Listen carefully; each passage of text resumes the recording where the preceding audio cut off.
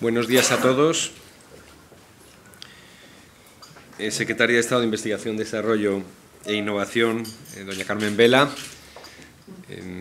querido Federico, amigos todos.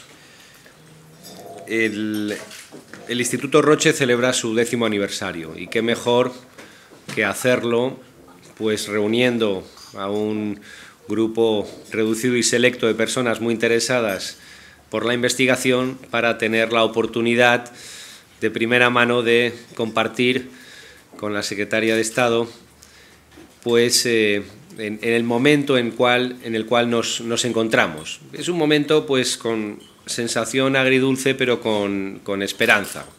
Salimos de un contexto complicado con unos números que al principio pues, podían arrojar pues, la dificultad que ha habido obviamente el entorno complejo desde el punto de vista económico que ha afectado a todas las partidas y la investigación pues, se ha afectado también. Sin embargo, en los últimos tiempos se está viendo un despegue de las cifras macroeconómicas. España y Estados Unidos ya son los dos únicos países que el Fondo Monetario Internacional asegura que van a crecer y afortunadamente ha habido una reacción hace ya tiempo que se ve en los presupuestos del Estado en ese sentido que ahora tendremos oportunidad de ver.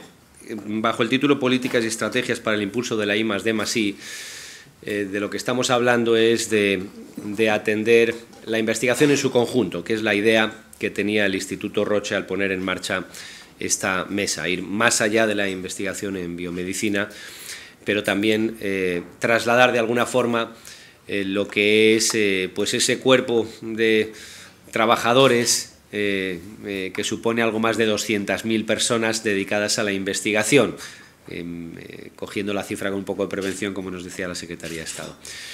Pero estamos hablando de un tejido muy importante para el país y que además en el momento en que nos encontramos con políticas y estrategias innovadoras que probablemente nos va a explicar la Secretaría de Estado, pues podremos conocer un poquito más de primera mano el reto al que nos enfrentamos y cómo vamos a afrontarlo en los próximos años.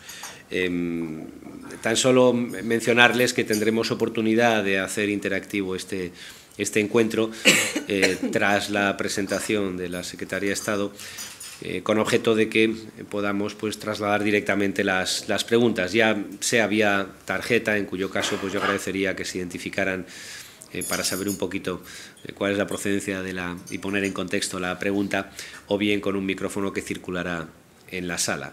Sin más, le cedo la palabra a Federico Plaza, director del área de Comunicación, Relaciones Institucionales, Registros y del Instituto Roche. Muchas gracias. Muchas gracias, Santiago. Querida Secretaria de Estado, para mí es un honor tener la oportunidad de presentarte en este desayuno coloquio. Te agradecemos muchísimo la gentileza y la generosidad de dedicarnos hoy parte de tu tiempo. Yo creo que estamos en un debate interesante en un momento muy oportuno. En un momento muy oportuno, como comentaba Santiago, porque el entorno económico está cambiando, porque hemos mantenido muy dignamente a lo largo de este periodo complejo todo lo relacionado, todo el entorno y todo lo relacionado con la promoción de las actividades de investigación, desarrollo e innovación, donde el ámbito de la salud, el ámbito de la biomedicina, ocupa un lugar más que relevante por todo lo que moviliza el Sistema Nacional de Salud y sobre todo por las últimas iniciativas que se están produciendo, como es la evolución de los institutos de investigación que realmente están produciendo un antes y un después en la producción investigadora que se genera en el entorno de nuestros hospitales públicos. Carmen Vela la voy a presentar, pero todo el mundo la conoce, con lo cual probablemente mi presentación sea algo redundante. Como todos conocen, ella estudió químicas en su momento en la Universidad Complutense de Madrid, se especializó en bioquímica, comenzó ya su actividad investigadora en la Fundación Jiménez Díaz, en el ámbito de la inmunología, y luego posteriormente tuvo la gran oportunidad de pasar a trabajar en Ingenasa, en una empresa biotecnológica, cuando la palabra biotecnología yo creo que prácticamente ni salía en los manuales. Yo tengo anotado aquí que entraste en Ingenasa, empresa de Lini, en el año 1982. Esa cifra no hay que dar. Bueno, fue el año, Carmen, que yo terminé la carrera.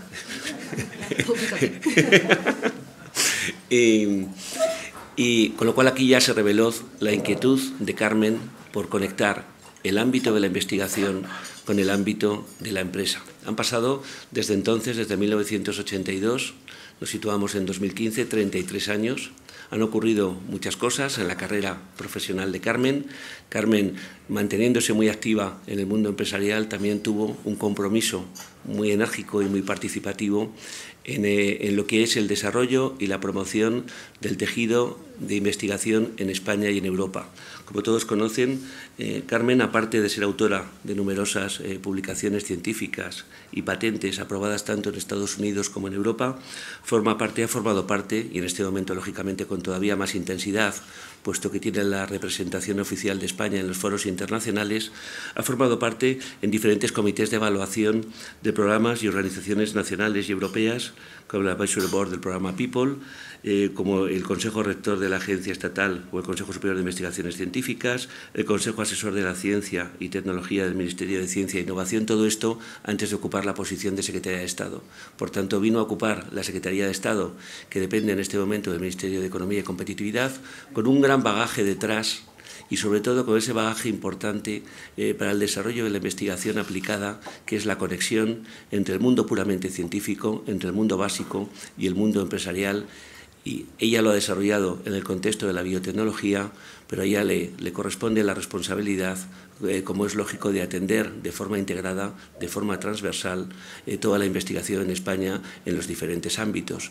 Y de hecho comentábamos antes, hace un momento, de cara a la intervención de Carmen, que ella se iba a referir a la investigación como un conjunto, como un todo. Si bien es verdad que como aquí, sobre todo lo que nos convoca es el mundo de la biomedicina y especialmente el mundo de la biotecnología, va a tratar de una forma más especial, más singular, este segmento en concreto de la investigación, donde en España, además, en muy poquitos años hemos pasado a ser un país pionero y un país con una gran producción que se está notando no únicamente en el contexto nacional, sino en los ámbitos internacionales.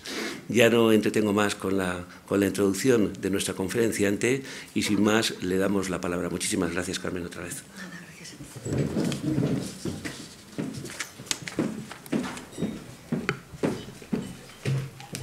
Bueno, pues esto está ciertamente inestable y tengo un precipicio detrás que a lo mejor hay conferencia con espectáculo. Vamos a procurar que no sea así. Bueno, pues muy buenos días a todos. Muchísimas gracias por estar aquí hoy con nosotros. Y tengo que empezar disculpándome porque esta reunión estaba convocada en otra fecha, pero sabéis que hemos vivido en el mundo de la sanidad un tiempo un poquito convulso, más complicado por el tema de las infecciones del ébola, y una de aquellas reuniones saltó sobre la agenda de este desayuno y lo hizo cambiar. Os agradezco que hayáis vuelto a insistir y que estéis hoy aquí. Lo que yo os quería comentar, y es lo que me habían pedido desde la organización, es que hiciéramos una especie de pincelada rápida de qué estamos haciendo y qué queremos hacer, que es lo más importante, para impulsar la I+D+I en nuestro país. Y a eso me voy a dedicar.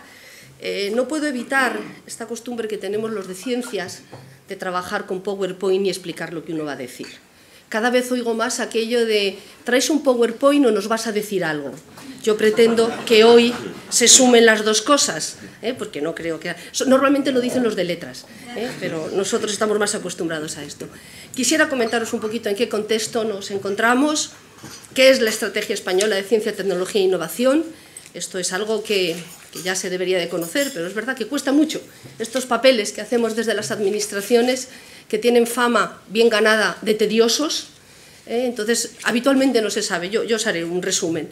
Hablaremos del ecosistema de I+D+I, es, en nuestra opinión, eso que va a permitir que la investigación, la generación de conocimiento tan imprescindible, sea capaz, primero, de hacerse y, segundo, de trasladarse a la solución de problemas que tiene la sociedad de una manera más rápida. Creemos que tenemos que conformar un ecosistema que facilite muchos aspectos. Hablaremos un poquito de Europa, qué estamos haciendo en Europa, porque, como decía Federico, tenemos la responsabilidad en la Secretaría de Estado de representar a España en el Consejo de Competitividad de Investigación.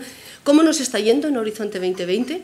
Os anticipo que como nos está yendo bien, os doy ya las gracias, porque si nos va bien a vosotros es porque vosotros lo estáis haciendo bien, y estar en un contexto que de alguna manera se relaciona con la salud, y no hablar del Instituto de Salud Carlos III, al que, como bien sabe su director y sus trabajadores, estimo, considero y valoro en extremo, pues sería imperdonable y no voy a cometer semejante error.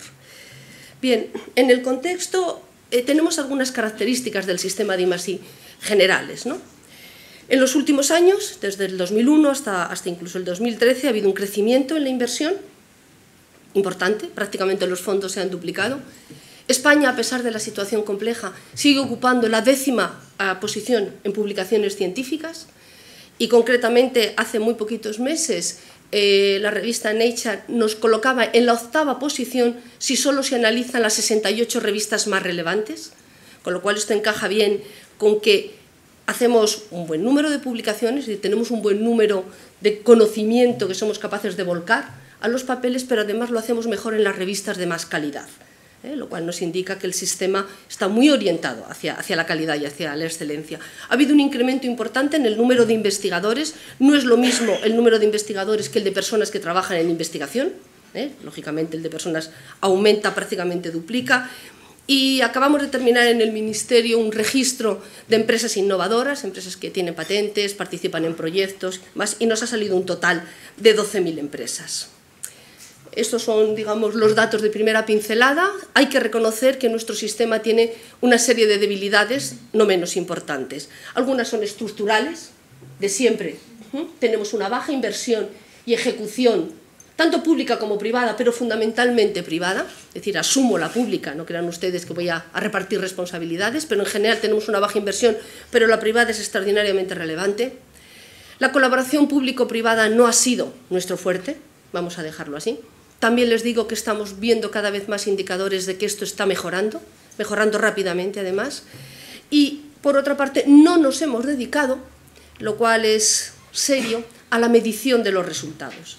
Tenemos datos cuantitativos, cuántos investigadores, cuánto dinero, cuántos ratios, pero cómo estamos midiendo esos retornos y qué impacto tienen desde el punto de vista socioeconómico es algo que no hemos hecho, con lo cual puede parecer ahí afuera que no tenemos impacto socioeconómico cuando estamos convencidos de que sí lo tenemos. Esta es una tarea que hemos de rectificar.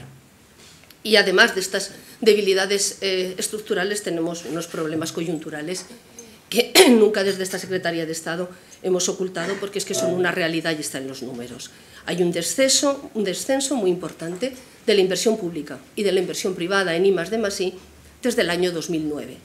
Y llegar al 2015, el descenso no continúa hasta 2015, se para en 2013, pero es un descenso, como luego les presentaré unas gráficas, extraordinariamente importante, ¿no?, que añade un problema adicional al estructural. Y, por tanto, como consecuencia de ese descenso en la inversión, hay un menor empleo, tanto público como privado, en I+D+I. Y la idea es trabajar sobre todas estas debilidades, las coyunturales, pero también las estructurales, que tienen mucho que ver en lo que luego pasa con estas coyunturas. El objetivo que nos hemos planteado de inversión en I+D para el año 2020 es del 2%. Es verdad que se nos dirá que la estrategia de Lisboa ponía el 3%, pero ponía el 3% para el año 2010. No se cumplió, ni tampoco, sinceramente y desafortunadamente, Europa va a llegar a la media del 3% en el año 2020. La situación coyuntural que yo apunto que ocurre para España es una situación que está afectando, lo cual no es en absoluto consuelo a todos los países europeos. España se propone un objetivo del 2%, tenemos un largo recorrido todavía para llegar ahí y no tiene mucho sentido, como pasa en el caso extremo, como Rumanía, que estando por debajo del 0,5% sigue manteniendo como objetivo el 2%, donde ya ven ustedes las dificultades. Parece que tiene más sentido lo que hacen los países nórdicos de ponerse como objetivo el 4%, estando por encima del 3,5%, y algún otro país, como puede ser Alemania o Dinamarca, que ya están y mantienen ese objetivo. Tenemos un objetivo ambicioso y, desde luego, mucho tenemos que trabajar entre todos para poderlo conseguir. Los datos que les estoy mostrando son datos de la Unión Europea, en absoluto son datos producidos por nosotros, y lo que quiero ponerles en esta gráfica, y que la utilizamos mucho, En esta gráfica, en ordenadas y en abscisa, lo que estamos viendo, cuanto más hacia el extremo, que debe ser su derecha y mi izquierda, están los países, más eficientes son en el sistema. Y lo que vemos en la posición en la que ocupa España es que estamos por debajo de la media, estamos en torno al 1,25 del PIB, mientras la media europea propone el 2, y está prácticamente en el 2. Estamos por debajo, que es la línea transversal, pero estamos muy hacia su derecha, a mi izquierda, que significa que estamos teniendo un sistema muy eficiente. Es decir, para los recursos que estamos dedicados en ciencia, los resultados, esto que les comentaba yo, el impacto, cómo valoramos, está siendo bueno. Lo cual parece que no tenemos más que tirar un poquito para arriba y seguiremos tirando para la izquierda en ese sentido. ¿Qué nos dicen las estadísticas de innovación? Aquí empezamos o continuamos con algunas dificultades. España está considerada como un país moderadamente innovador. Si buscamos algunas referencias en posiciones concretas, nos ubican en Europa en la posición 16. Recuerden que en generación de conocimiento, en producción científica, estamos en la 10 del mundo y en innovación estamos en la 16 de Europa. Es decir, hay un enorme decalaje, es decir, parece ser que este paso es una de las cosas que todavía no hemos hecho muy bien. Pues con estos datos en la mano, nosotros nos pusimos a trabajar en definir una estrategia española sobre ciencia, tecnología e innovación. Esto no es una novedad porque cada 4 o 5 años se revisa cómo está la situación y se define una estrategia. Quizá lo más importante en este caso es un cambio muy conceptual que se aplicó a esta estrategia. Y lo que hicimos fue hacer una sola estrategia. Habitualmente se hacía una estrategia de investigación, una estrategia de innovación y luego buscábamos la transferencia. Por cómo estaban soplando los vientos en el mundo, por cómo se estaba preparando, que todavía no ha lanzado Horizonte 2020, y por cómo habíamos constatado nuestra realidad, nosotros pensamos que lo que teníamos que hacer era unir en la misma estrategia la investigación y la innovación, pero no solamente sobre el papel, sino ponernos a trabajar para que esto fuera un desarrollo real. Tenemos que generar conocimiento, es lo que a mí no me gusta nunca el término, la mal llamada investigación básica, es decir, tenemos que generar ideas, nadie nos va a prestar las ideas, debe hacer la inversión para luego dejárnoslas a nosotros, pero tampoco tenemos nosotros que dejarle las ideas a otros. Con mucho podemos compartir, nos prestan, pero tenemos que hacer que nuestras ideas, que nuestro conocimiento sea capaz de llegar a resolver los problemas de los ciudadanos, que al fin y a la postre esa es la idea, el objetivo fundamental y final que debe tener la ciencia, hacer la vida más fácil, proporcionar riqueza y bienestar a los ciudadanos. Y cuanto más global, mejor. Por tanto, nuestra primera idea, y créanme que no es una historia sobre un papel, es un cambio fundamental en la filosofía, es hacer una sola estrategia de investigación, de desarrollo y de innovación. Cuanto más conexionada, cuanto más imbricada, mucho mejor. La estrategia se refleja en un plan, la estrategia tiene un horizonte temporal de 2013 a 2020 y está definido en forma de 2 planes, de manera que en el año 2016 haya una revisión de dónde estamos, qué hemos conseguido y qué vamos a hacer en el futuro, y luego cada año tiene un plan de actuación anual que baja al terreno del detalle y de las convocatorias, las actividades que tenemos. Tiene 4 pilares fundamentales, no voy a entrar en el detalle en todos, pero es relativamente análoga a lo que es Horizonte 2020, pero con un pilar fundamental que nosotros siempre hemos considerado imprescindible, como es la promoción del talento en I+D+I, es decir, formar personas, tener personas bien formadas y sobre todo su empleabilidad.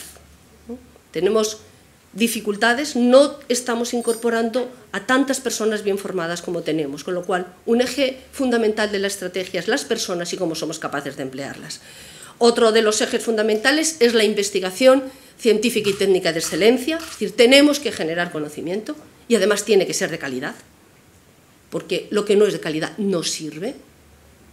Otro importantísimo, y en el que ya les decía que tenemos un déficit fundamental, es el del liderazgo empresarial. Nuestras empresas no dedican a I+D+I los suficientes recursos, lejos de un reproche, lo que hay que hacer es constatar la realidad y ponernos junto a ellas para ver cómo solventamos esta dificultad.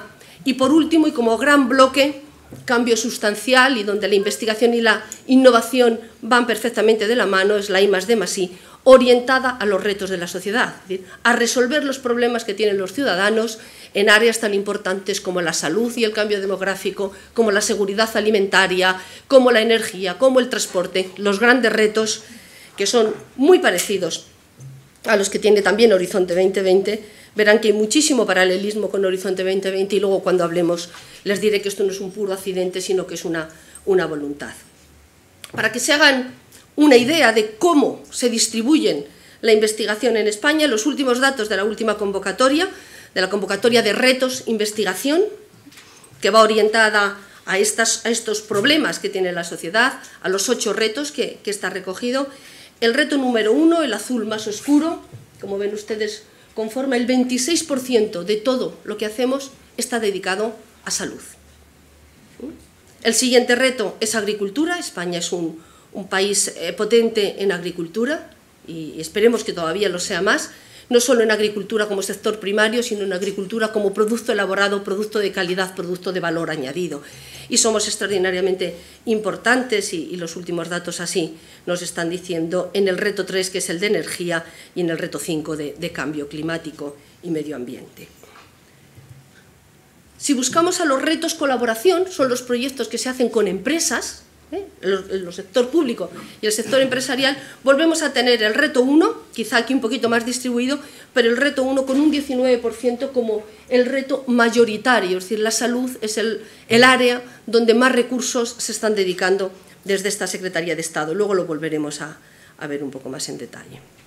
Si sumamos todas las actividades que tenemos en la Secretaría de Estado, en todos los retos, ven ustedes que el primer segmento, el reto número 1, es el reto de salud, con mucha diferencia, es el más importante en cuanto a recursos y en cuanto a actividades, y cada uno de los fragmentos significa cada una de las agencias financiadoras que participan en ese reto, porque ahora mismo en salud pues tenemos la Secretaría de Estado, tenemos con sus actividades la Dirección General de Investigación, Dirección General de Innovación, CEDETI, y tenemos también la financiación por parte del Instituto de Salud Carlos III. Y como ven, hay un largo recorrido. Estas gráficas así que suman, la verdad es que nos aportan muchísima información, porque nos dicen dónde tenemos cada uno de los potenciales. Si ven en el primero, la parte morada es la Secretaría de Estado de Investigación y la parte naranja es el Carlos III, la financiación pública es extraordinariamente importante.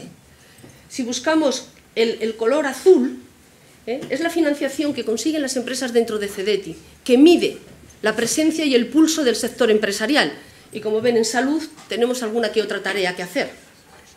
Tenemos todavía muy poco sector empresarial vinculado a la salud.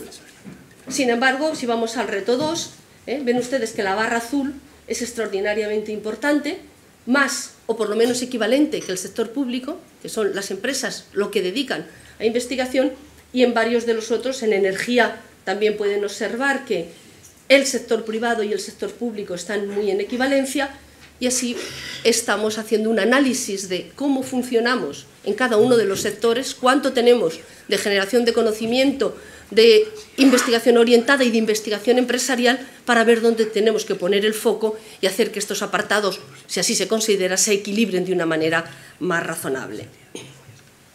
Y para que este equilibrio se produzca, entramos en lo que hemos denominado, tampoco muy originales, porque esta es una denominación que existe a nivel global en el ecosistema de I+D+I. Y la idea es por qué hablamos de ecosistema. La idea fundamental es cómo hacemos más rápida, cómo vamos más deprisa desde la generación de conocimiento hasta la utilización de estos conocimientos en resolver estos retos. Si ustedes piensan, si queremos hacer un gran centro de investigación, pues necesitamos mucho dinero, pero podemos hacer un extraordinario edificio bien dotado, con una gran infraestructura, contratar investigadores los mejores de cualquier parte del mundo y tenemos un centro de investigación al cabo de un tiempo. Si lo hacemos bien, incluso un buenísimo centro de investigación.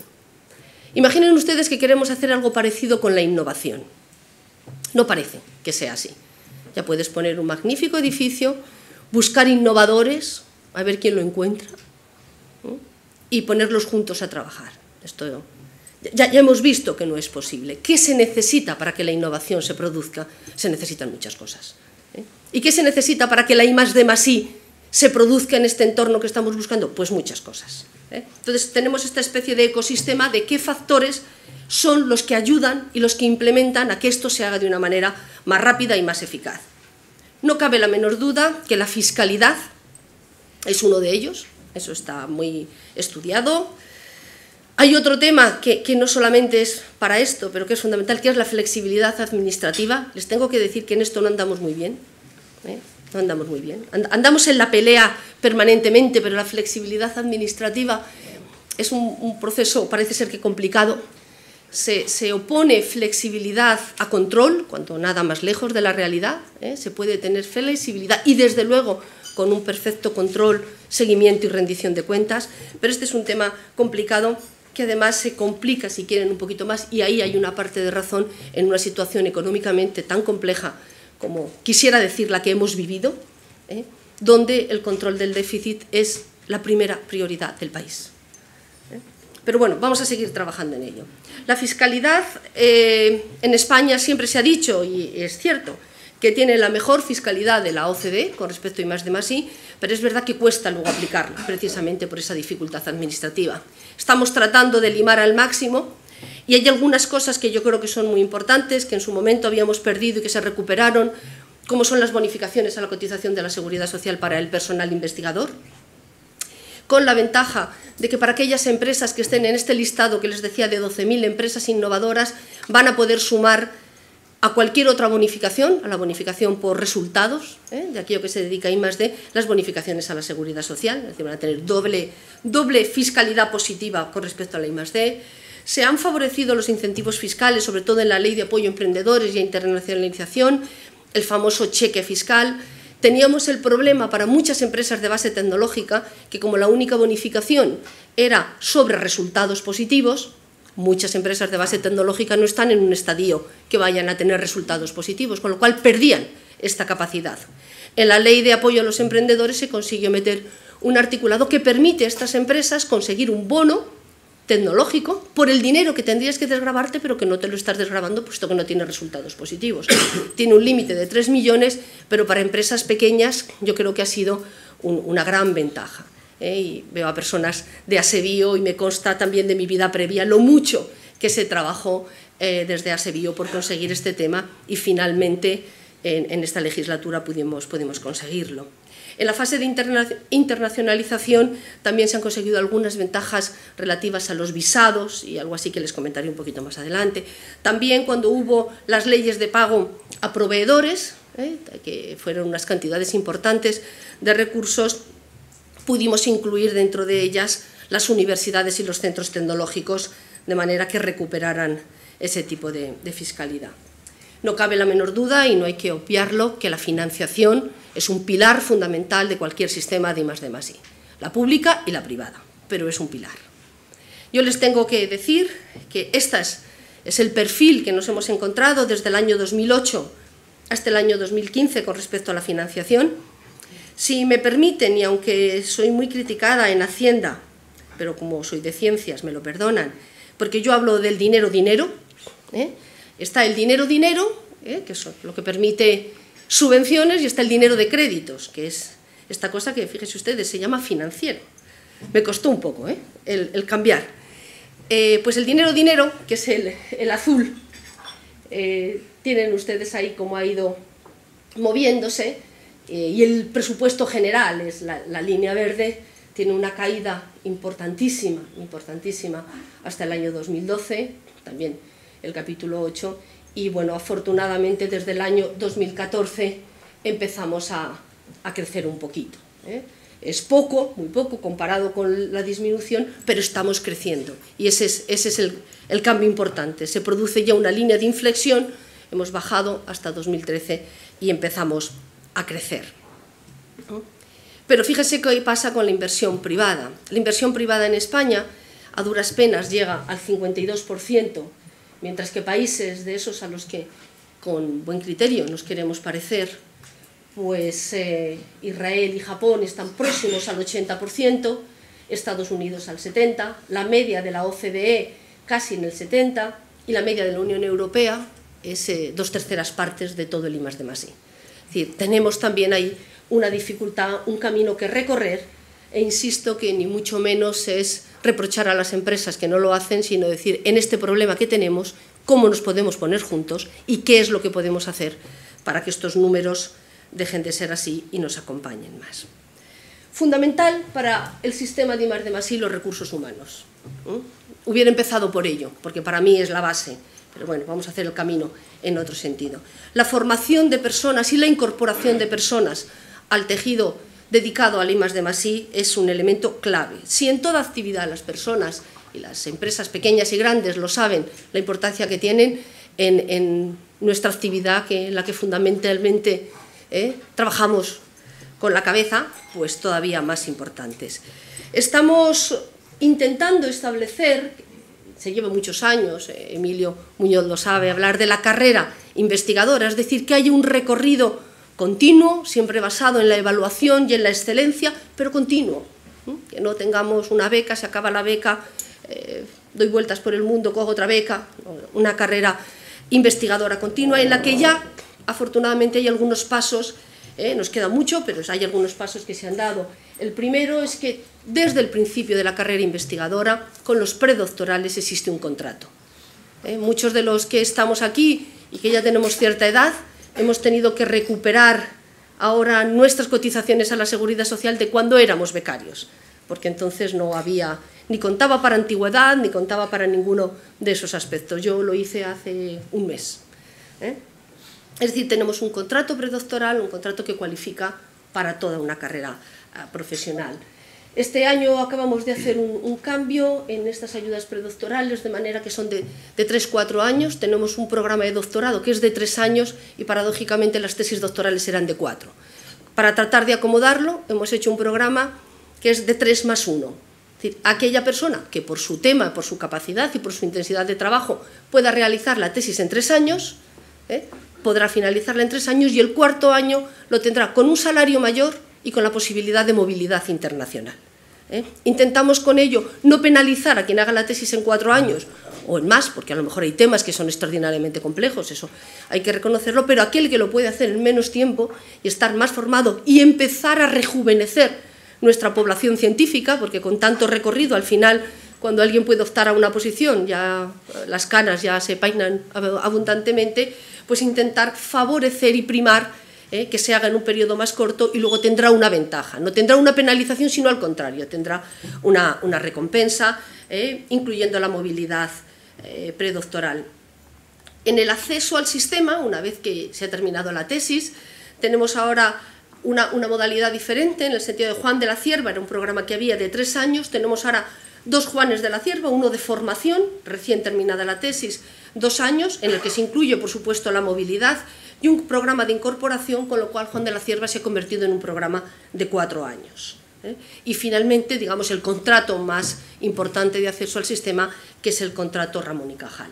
Son 5 años de formación, y también introdujimos un cambio en el año 2012, en el que es verdad que se redujo el número de 250 a 175, pero manteniendo el mismo presupuesto. Quisimos que fueran menos personas las formadas, pero con más calidad. De manera que desde el primer momento los investigadores Ramón y Cajal reciben una financiación, un dinero con su contrato, reciben un dinero para empezar a trabajar, y al final, cuando termine el programa, tienen ellos, si han pasado la evaluación I3, que es una evaluación de calidad, unos recursos propios, en torno a los 100.000 euros, para poder ir a cualquier sitio, y con eso es una ayuda para que los contraten. Hasta ahora era un programa vinculado a comunidades autónomas que nos ha dado bastantes problemas, porque no depende del investigador, sino de la entidad y de la comunidad autónoma. Entonces, queremos que este programa Ramón y Cajal se convierta de verdad en un tenure track, 5 años con evaluación, y que realmente las personas se puedan incorporar al sistema. Y estamos mandando hoy a la intervención el programa de doctorados industriales. Esto que les hacemos de hacer más corto este camino entre el mundo académico y el mundo empresarial, creemos que uno de los mecanismos más importantes son las personas. Cuando alguien, incluso con un modelo sin ecosistema y sin nada, conoce cómo funciona o se lleva bien una persona de una empresa con una persona del mundo académico, de una universidad o de un OPI, resulta que la transferencia funciona y las cosas van bien. A pesar de que el resto del entorno, no digo yo que sea hostil, pero desde luego no es amigable. Pues lo que queremos hacer es que haya más de esas personas, que se haga una carrera profesional desde el principio en una empresa, que se vea esas particularidades en absoluto negativas, sino todo lo contrario, de cómo se trabaja en las empresas, de cómo se hace la investigación, para que luego la comunicación entre el mundo académico y el mundo empresarial sea más sencilla. Tenemos también desde hace mucho tiempo la convocatoria de incorporación de doctores en empresas, que tenemos muy claro desde hace ya algún tiempo que este es uno de los problemas. España está a la mitad de los datos de la OCDE de incorporación de doctores en empresas. ¿Siempre los doctores no han querido ir a las empresas? Esto es así, pero es que las empresas tampoco han tenido un gran interés por los doctores. Tenemos que romper esta dinámica y hacer que doctores, entendiendo por tal personas formadas con capacidad e independencia en la gestión de los proyectos, vayan a las empresas y que las empresas los demanden y que también los doctores se posicionen para estar en esa posición. Como dato que no es muy halagüeño, pero que significa yo creo que es un poco actitud y una especie de historia o de entorno sociocultural, es que de todos los Ramones y Cajales que ha habido, yo creo que era hasta el año 2012, todos los que han terminado, solo el 2% han ido a trabajar a empresas. Tenemos que trabajar para revertir este dato porque es una necesidad exhaustiva de nuestro sistema. Queremos que estas carreras investigadoras sean móviles, que se muevan de un sitio para otro. Yo siempre pongo el ejemplo que conocí a una persona que después de una larga conversación se presentó como la rectora de Copenhague, yo no la conocía, y bueno, les digo, después de un largo rato, resulta que es que la había conocido, pero en Novo Nordisk. Ella era vicepresidenta de Novo Nordisk. Y claro, en la mentalidad española no cabe que un vicepresidente de una empresa ocupe la posición de rector. Yo creo que ese es el paradigma que tenemos que buscar, y el día que eso pase, pues será que toda esta movilidad ha funcionado bien, que somos capaces de mirarnos sin así este recelo, ¿no?, estos estereotipos que nos acompañan, y por tanto seguro que eso será síntoma de que nuestro sistema de I+D+I está funcionando mejor. Acabamos de lanzar el viernes una convocatoria de 1000 empleos para jóvenes menores de 25 años, está dentro del programa de garantía juvenil, de todas las titulaciones universitarias y de toda la formación profesional, es decir, cualquier área es válida. Administración, laboratorio, ingenieros, todo para que trabajen dentro del sistema de I+D. Este no es un programa de hacer carrera, este es un programa de empleabilidad, es un programa de capacitación de personas, que sean capaces de trabajar dentro del sistema de I+D y buscar ahí empleo. Uno de los ejemplos paradigmáticos son los servicios, que tienen muchos. Está acotado para centros públicos porque es un programa con financiación europea y este era el requerimiento. Pero digo, con muchos servicios que hay en los centros de todo tipo, requieren personal técnico cualificado que aprenda, y que si tenemos ese personal somos capaces de dar más servicio. Si somos capaces de dar más servicio, generar más recursos para, al cabo de los 3 años que dura el programa, ser capaces de emplear a ese personal. Están incluidos personas con formación administrativa. Somos muy conscientes que uno de los problemas que causamos la administración, pero yo creo que esto lo tenemos que solventar entre todos, es la gestión de los proyectos, el seguimiento de los proyectos y la rendición de cuentas.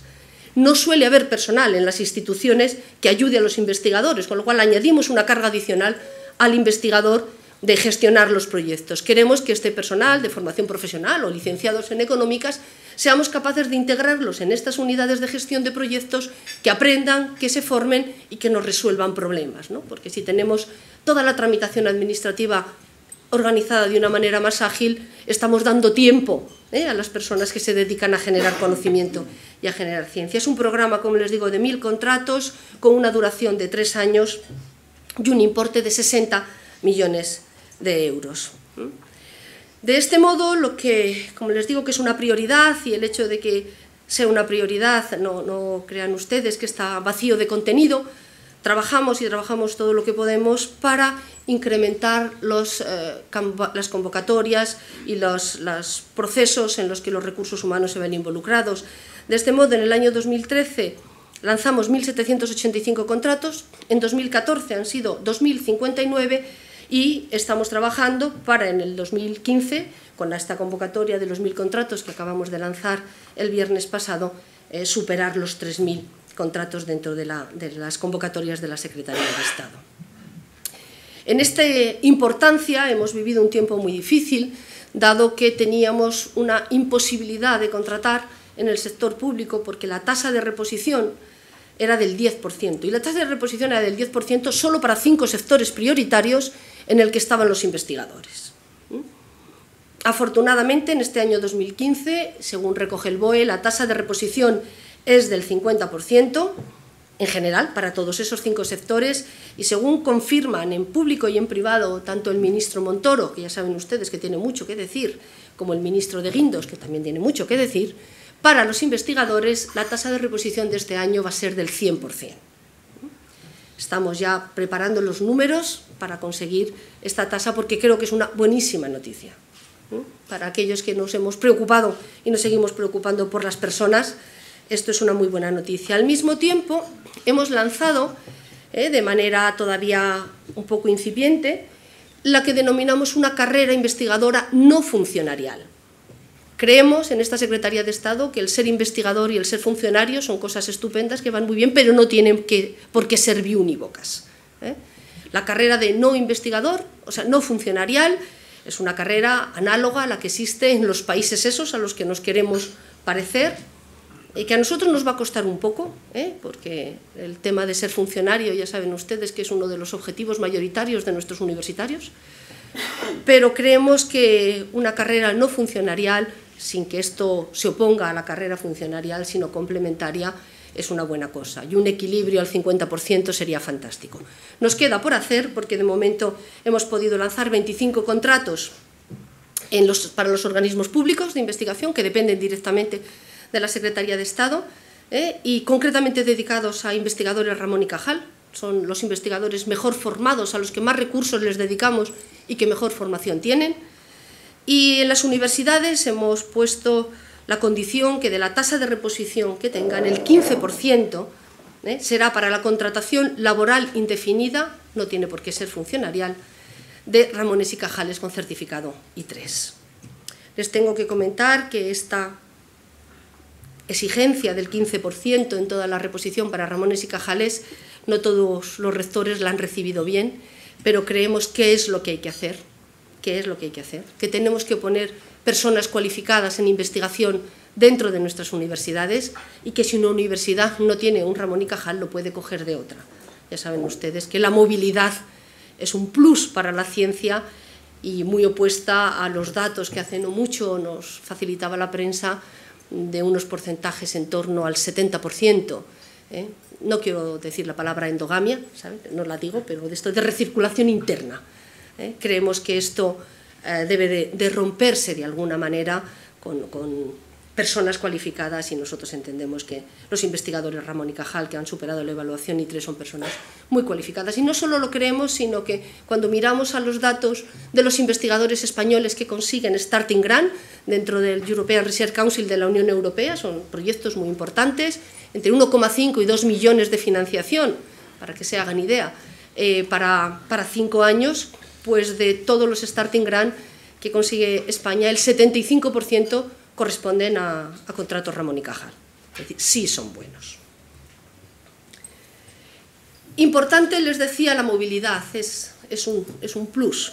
Movilidad, hemos favorecido el visado científico para atraer un investigador extranjero y sobre todo extracomunitario, podíamos hablar de meses y años para conseguir el visado. Ahora mismo se consiguen los visados, por lo menos desde el punto de vista, a veces hay que poner papeles, eso es obvio, pero en cuestión de semanas, para que el plazo sea razonable. Queremos reconocer la experiencia internacional dentro de nuestras convocatorias, es decir, aquellas personas que tienen experiencia internacional tienen más valoración a la hora de asistir a convocatorias, y queremos esa movilidad entre el mundo académico y el mundo empresarial. No digo yo de rectores, pero que sí pueda moverse un profesor de universidad a una empresa y viceversa, para lo cual no solamente hay que decirlo, Porque si decimos es estupendo que un profesor trabaje 5 años en una empresa, pero luego eso lo que significa es que su carrera profesional tiene una enorme penalización, pues claro, ya podemos decirlo, ponerlo en los papeles y en PowerPoint, pero eso no se va a producir. Y para ello estamos trabajando junto con el Ministerio de Educación, que es el competente en este aspecto, para hacer una modificación de los sesenios tecnológicos. Está el campo cero, ustedes lo conocían, pero es un solo sesenio tecnológico. Tú ya puedes hacer con una empresa todas las publicaciones, todos los trabajos que quieras en conjunto, ya puedes tener todas las patentes, ya puedes tener un gran recorrido en ese sentido, pero resulta que no es reconocido en tu carrera profesional, con lo cual lo llevamos mal. Estamos intentando cambiar ese reconocimiento para que haya coherencia entre lo que pedimos y lo que ofrecemos. Porque la movilidad entre el sector académico y el empresarial yo creo que es extraordinariamente importante.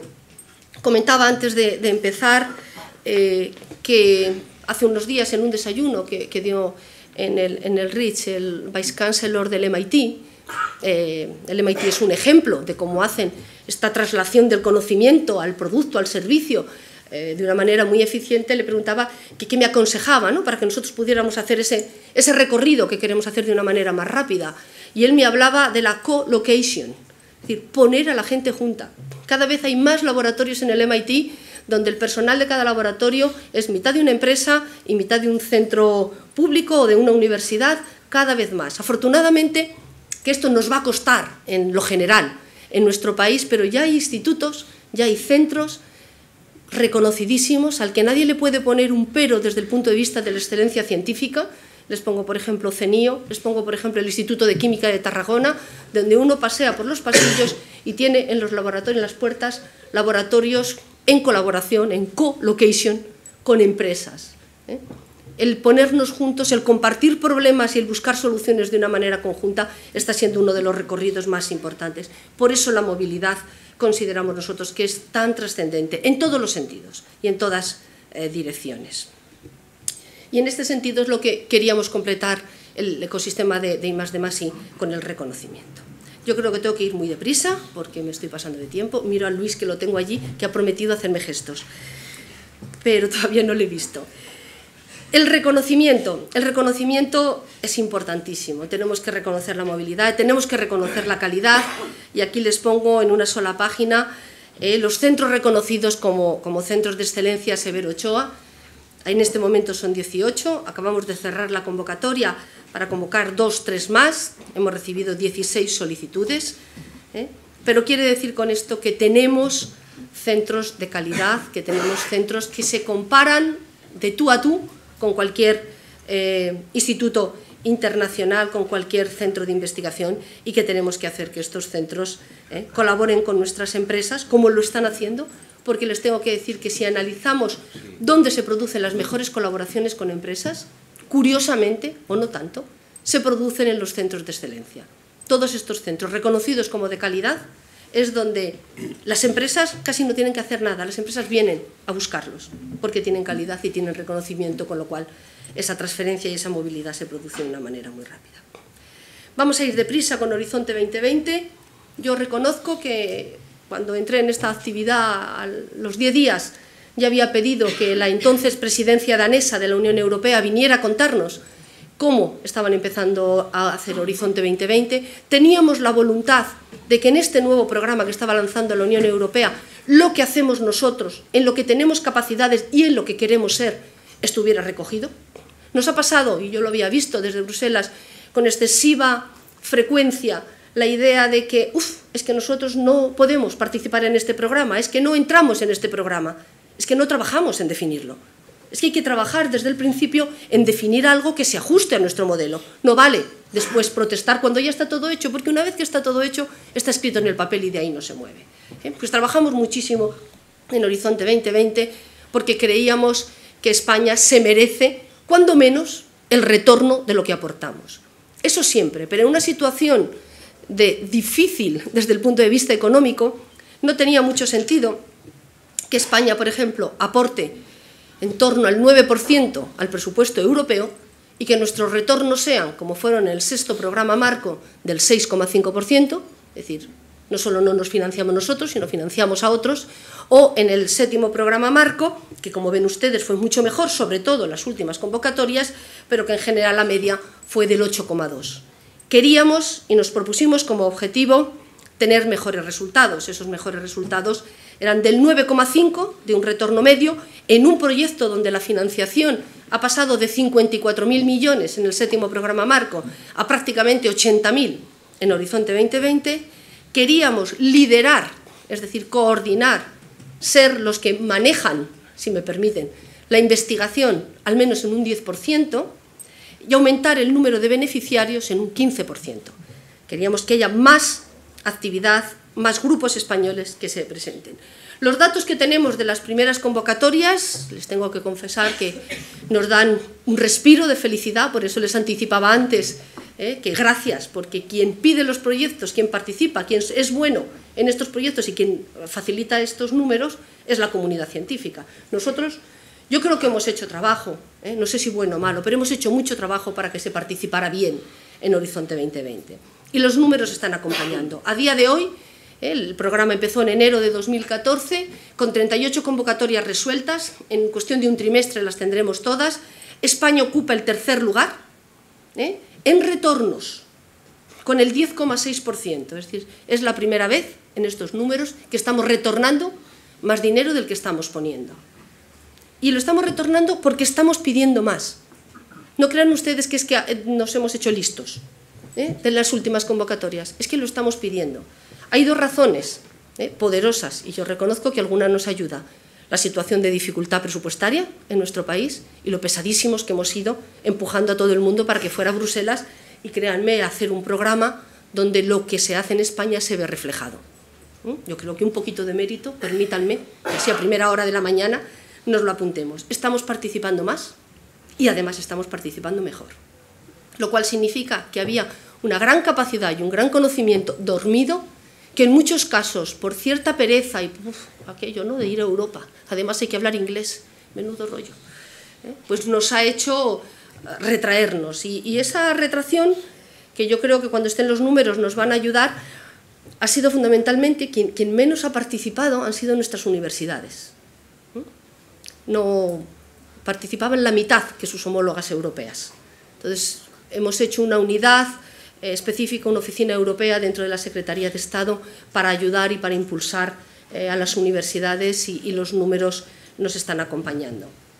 Concretamente en área de la salud, que probablemente ustedes sepan que no nos ha ido muy bien, en general, los retornos eran del 5, del 6%. En estas primeras convocatorias, que son datos preliminares y no vamos a lanzar las campanas al vuelo, pero sí quiero compartirlos con ustedes, pues de la primera convocatoria que hubo en 2 fases, el retorno que estamos teniendo es del 9,3%, nunca en salud se había tenido este retorno, y vamos a coordinar el 15% de los proyectos. Recuerden que nuestro objetivo era un 10%, con lo cual volvemos a tener datos interesantes. Y en la convocatoria, que era de un solo estado, en 2 áreas diferentes, un 8,5% de retorno y un 15,4% en proyectos coordinados. Es decir, parciales los datos, vamos a ver cuándo se cierren, pero también nos están indicando que estamos participando bien y tengo que decir aquí que no me cabe la menor duda que la actividad del Instituto de Salud Carlos III tiene mucho que decir en estos números y los institutos y todas las actividades que se están poniendo en marcha. España está en Europa y debe de participar en Europa y participamos en las más grandes instalaciones internacionales, que les tengo que confesar que nuestro dinero nos cuesta y nuestro trabajo, pero somos el socio número 5 en el CERN, estamos participando en la ESO, este gran telescopio, el ELT, el telescopio extralargo, se va a construir en Chile, pero porque claro no tenemos sur en Europa, pero participamos en MBL y participamos en todas las grandes actividades que hay y este es cómo son los recursos que tenemos que dedicar. Como ven, hubo un momento en que hubo que hacer una gran subida porque los presupuestos habían sido muy bajos y cuotas como la del CER pues las teníamos un poco pendientes en deudores y estamos intentando equilibrar estos presupuestos, no sin sobresaltos, como por ejemplo que directamente el Banco Suizo haya cambiado la valoración del franco suizo y la cuota del CER se paga en francos suizos. Esto, ¿cómo es esto de que a perro flaco todos son pulgas? Pues después de mucho esfuerzo y conseguir los recursos adecuados, del día 15 del 1 al 16 del 1 la cuota se nos ha incrementado en 13 millones de euros, que no es una cantidad trivial, con lo cual mucha imaginación. Ahora, pero lo que es más importante, no solo tenemos que estar en las instalaciones, no solo tenemos que estar en las grandes infraestructuras, que sí, que es importantísimo, porque aportan conocimiento y capacidades, sí tenemos que sacarle partido. España en el CER ha participado bien, sobre todo en las fases de construcción, pero cuando estábamos fuera de las fases de construcción y empezaba lo que era la operación normal, pues habitualmente teníamos mucho menos retorno. Nos propusimos y nos pusimos en la agenda conseguir que los retornos, sobre todo para las empresas que contratan, que dan servicios, que aprenden tecnología de una gran instalación como esta, aumentara. Hemos hecho días empresariales dentro del CER, hemos asistido con mucha frecuencia y, como pueden ver ustedes, los datos en 2013 están empezando a ser relevantes para nuestras empresas. No solamente es la participación en la facturación, sino en qué estamos trabajando. En grandes sistemas de frío, en nuevos materiales mucho más resistentes, es decir, en actividades tecnológicas que van a tener luego una traslación directa a otros sectores y a otros mercados muy importantes. El gran telescopio, pues también ahora mismo tiene un coste del proyecto de 1.100 millones, hay licitados 300 millones y hay empresas españolas que están intentando, que están aplicando, están ahora mismo abierto el periodo de licitación a 150 millones de estos 300. Los conocimientos adquiridos en el Gran Telescopio de Canarias están siendo una base tecnológica muy importante para poder participar, y no se crean ustedes que es con obra civil ni con cosas pequeñas, que una de las licitaciones es esta gran cúpula que tienen ustedes aquí, por empresas como IDON, Técnicas Reunidas y otras empresas españolas que están apostando por estas construcciones. El Instituto de Salud Carlos III. Un poco de vergüenza hablar delante de ellos, y ustedes lo conocen, pero ya les digo que estar en el ámbito sanitario y no poner unas notas del Instituto de Salud Carlos III sería imperdonable. Yo creo que lo conocen, que se trabaja para fomentar la investigación de excelencia. Yo creo que los institutos ha sido un enorme acierto el apoyo, la acreditación y el seguimiento a la acreditación en esta manía persecutoria que tenemos por seguir las cosas. No nos vale nada hacerlas, sino vemos cómo continúan, cómo funcionan. Yo tengo la buena práctica de solamente inaugurar edificios que ya está la gente trabajando. El resto de cosas no nos aplican. El Instituto de Salud Carlos III hace una prestación de servicios de referencia importantísima al Sistema Nacional de Salud y a la Administración General del Estado. No puedo pasar sin mencionarles, pero muy brevemente, la anteriormente próxima gestión del problema del ébola, donde toda la comunidad científica, tengo que decir, ha reaccionado a la voz de ya para dar soporte y para dar apoyo, porque para eso estamos los científicos, para resolver los problemas que tiene la sociedad, insisto, pero la actividad que ha jugado el Instituto de Salud Carlos III, amén de estar su director en el comité, ha sido una actividad en la formación. Créanme que nos empezamos a reunir un viernes y al miércoles siguiente estaban los primeros grupos de formación trabajando, y había que verlos cómo trabajaban, con personal la mar de diverso, personal de todos los lugares de España, médicos, especialistas, enfermeras, el ejército. Es decir, ha sido un gran manejo y han sido 1000 personas las que se han formado, muchas de ellas formadores de formadores, para asistir. Yo creo que esto ha sido extraordinariamente importante y quiero aquí mencionarlo.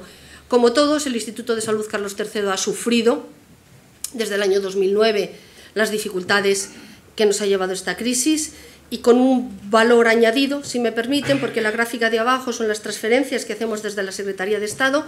Ustedes ven que desde el año 2013 esas transferencias están aumentando, sin embargo el presupuesto sigue disminuyendo, porque, como saben, el presupuesto tiene dos partidas importantes. Una son las transferencias de esta Secretaría de Estado y otra un porcentaje de la facturación del gasto farmacéutico.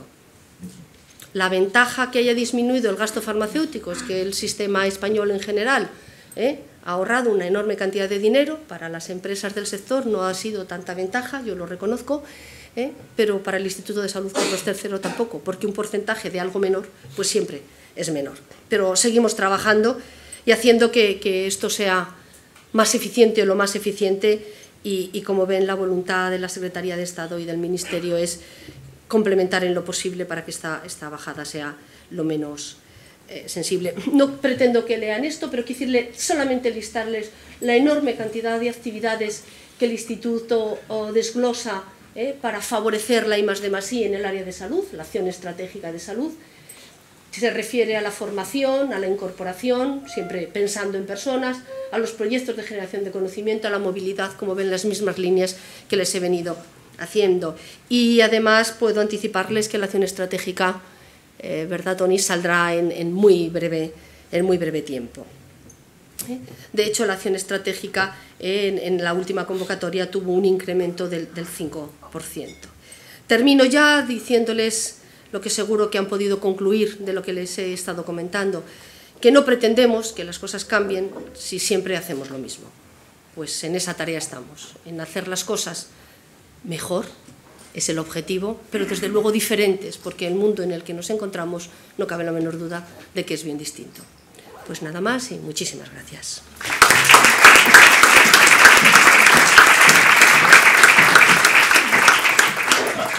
Bueno, vamos a abrir el turno de preguntas.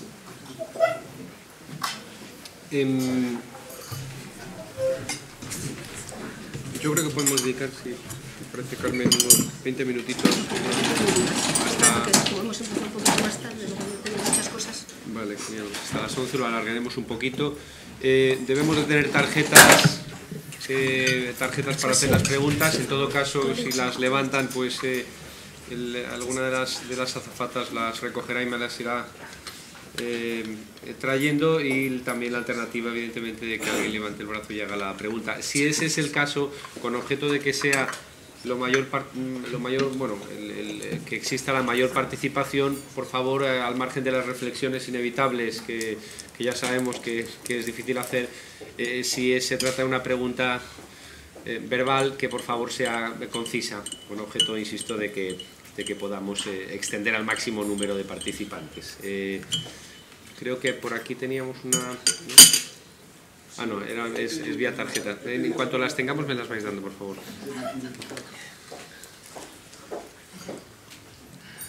Una palabra, que pide la palabra él, con micrófono. Sí, yo creo que sí. Con micrófono.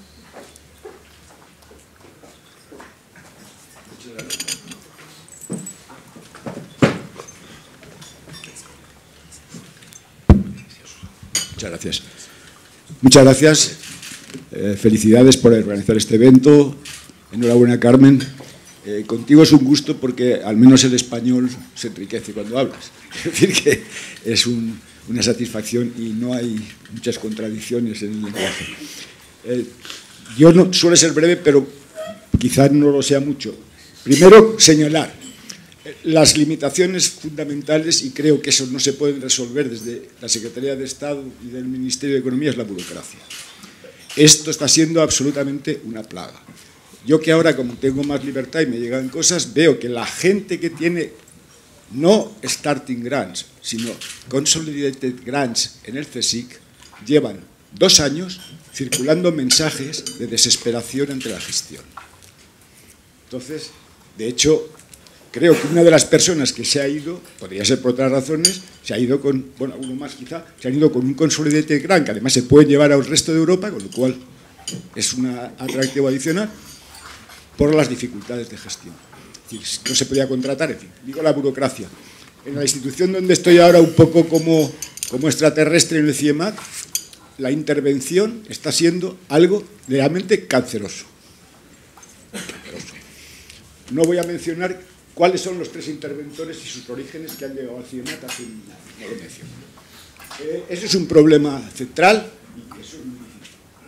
La otra cosa es que el concepto ecosistema es bonito, pero es complicado. O sea, habéis sustituido el concepto sistema de innovación, que fue el de Lumbal y compañeros y de Nelson y tal, por lo de ecosistema. Pero eso, como yo no puedo ignorar que soy biólogo, en el ecosistema siempre hay jerarquía.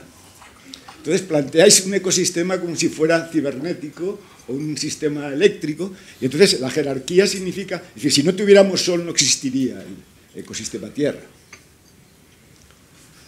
Si obviamente tapamos esto, no va a haber oxígeno y no crecerá nada. Es decir, hay una jerarquía.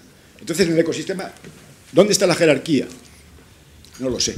Pero quiere decir que el concepto es un poquito... Ya sé que todo el mundo ha ido a eso porque los mantras ganan mucho, pero que el concepto sistema es más lógico que el de ecosistema, porque la jerarquía no se ve. Porque en el ecosistema de innovación, si lo tratamos, son las empresas, y ahí voy. 12.000 empresas innovadoras es suficiente para España.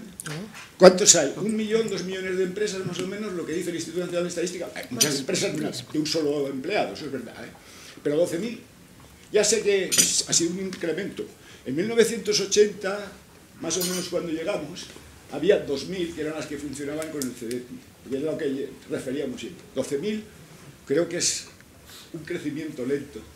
Para haber pasado del 0,3% de producción científica al 1 a ser la 10ª potencia produciendo tal, y eso no se corresponde con nada. Y en mi opinión, el eje y la jerarquía debe radicar en las empresas para la innovación. Si no hay empresas, no puede haber innovación. Eso me parece decisivo. O sea, si las empresas son el eje central de un ecosistema de innovación. Muy brevemente, hay 3 cosas que me preocupan. Institucional es el problema. Sí, perdón. Me preocupa mucho la cuestión institucional. Creo que muchos de los grandes éxitos, que además habéis contribuido con una gestión sabia, y esto de que se aumente, es porque hay personas, individuos. Pero institucionalmente todavía cuesta. Los centros de excelencia ha sido un paso, pero los centros de excelencia van a tener una vida complicada porque descansan mucho en algunas personas, más que en la propia institución. Y entonces, y eso requiere políticas nuevas. El problema de la percepción social. En España no es que la gente esté contra la investigación, al contrario. Lo que pasa es que no sabe para qué sirve.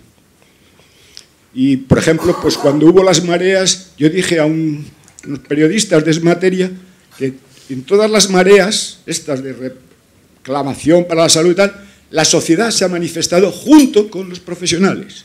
En investigación, las poquitas manifestaciones, lo cual es una suerte para la responsable de la Secretaría de Estado, solo han sido los investigadores y no muchos. ¿Eso qué quiere decir? Que la sociedad no comprende. Entonces, eso requiere un esfuerzo decisivo.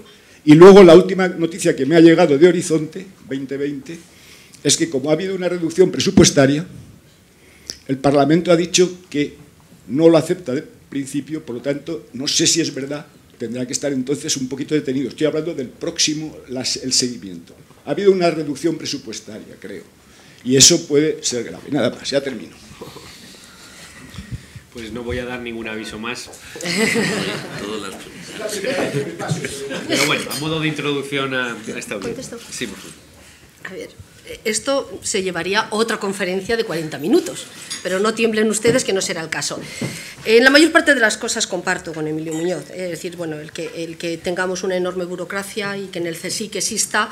El CSIC desafortunadamente no es más que receptor de una política de falta de flexibilidad en la que ya le digo que estamos trabajando. Y en cualquier caso, como estamos trabajando ahora mismo, prácticamente después de las últimas idas y venidas a los departamentos de dirección, de coste, de personal y administraciones públicas, pues estamos intentando conseguir, y por el tema de la bolsa famosa, que ese es un procedimiento, que las contrataciones queden más acotadas. De hecho, las nuevas contrataciones, si no hay problemas de visado, vamos a estar en un plazo entre 30 a 45 días. Es lo que se está moviendo, se ha dividido la bolsa, es una cuestión muy técnica que no les diré, pero quiero decirles con ello que sí que nos preocupa el problema, sí que nos preocupa y que estamos intentando darle, si no solución completa, soluciones parciales. El hecho de que algún investigador con programas ERC se vaya, los programas ERC son móviles, es decir, lo tiene la persona y puede irse a cualquier sitio. Si alguien quiere irse porque no esté cómodo o porque en otro sitio le ofrecen, ya saben ustedes, estos ERC son muy valorados porque llevan consigo pues, un presupuesto de 2 millones y hay en muchos sitios, hay países concretos como Israel y Suiza que no presentan nacionales al programa ERC, sino simplemente cuando salen las listas se van a ofrecerles a los que necesitan más dinero y se los llevan por más dinero. No podemos competir. Sí tenemos que trabajar para que no se vayan porque no estén cómodos en nuestro sistema, eso desde luego, pero por más dinero lo que deberíamos de trabajar mucho es para traernos esos otros ERC que vengan. De hecho, de los últimos Starting Grant, me parece que hemos conseguido, en total eran 15, 2 de ellos eran investigadores extranjeros que venían a España a trabajar.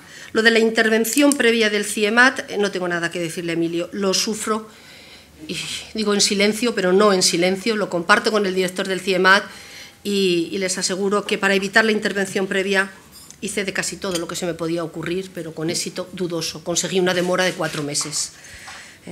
Vamos a ver cómo podemos trabajar con eso. La cuestión de sistema o ecosistema es una cuestión así, o muy filosófica o poco en el sentido de que el ecosistema lo que queremos decir es que hace falta trabajar en la periferia para que el centro, es decir, la I+D+I empresarial y toda, sea capaz de moverse. Es decir, que no vale un solo input, oye, vamos a poner dinero. El dinero solo no va a favorecer que la innovación o que esa traslación se haga rápida. ¿Que 12.000 empresas son pocas? Desde luego que son pocas. Y además, si valoramos el tamaño, pues todavía, porque nuestras pequeñas empresas son de 10 trabajadores, las pequeñas empresas alemanas son de 240, que es lo que está al límite del 250, que ya pasas de categoría. Pero lo que pretendemos hacer es reconocerlas e intentar hacerlas crecer. Porque eso ya sería un éxito, que si tuviéramos 12.000 empresas que no solo fueran pymes, sino que ya llegaran al concepto de mediana empresa, que eso es otra de las tareas que tenemos. Comparto que el valor institucional, por ejemplo, es algo que en épocas muy malas y con presupuestos prácticamente perdidos, peores a los nuestros, como tuvo Inglaterra en época Thatcher, el hecho de la institucionalidad de las instituciones, perdonen la redundancia, de universidades con prestigio, centros de investigación, soportó mejor esos vaivenes. Nosotros no tenemos esa tradición científica y estamos en el camino de desarrollar esas instituciones. De hecho, en este año 2015 tenemos que proceder a la renovación de los centros Severo Ochoa y no queremos que sea como otra prueba idéntica a la anterior, sino que cuando renovamos le demos un carácter mucho más institucional. Porque efectivamente lo que nos interesa no es que tal centro, porque está fulanito de tal, que es un fuera de serie, continúe, sino que la institución, por eso pedimos 10 personas que tengan un valor, es decir, que la institución sea capaz de crecer como institución. Apunto aquí brevemente que se acaba de cerrar la convocatoria también de las unidades de excelencia, son las unidades de excelencia María de Maeztu, que están más pensadas para universidades. El alcanzar este nivel de centro con un NIF propio y demás, las universidades lo tenían muy difícil y somos conscientes de que en las universidades, con todas sus dificultades, hay verdaderamente departamentos extraordinarios, al nivel de los 50 mejores de todo el mundo. Y se nos pasan ahí enmascarados. Y hemos creado este reconocimiento de excelencia para ellas.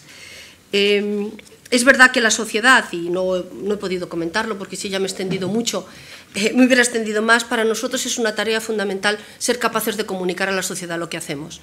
Siempre digo que si no tenemos una sociedad cómplice con nosotros, pues eso, habrá mareas, y cuando alguien habla, y lo escucharán ustedes, a personas en la calle o en el propio Parlamento, nos preocupa la educación, nos preocupa la sanidad, nos preocupan los asuntos sociales.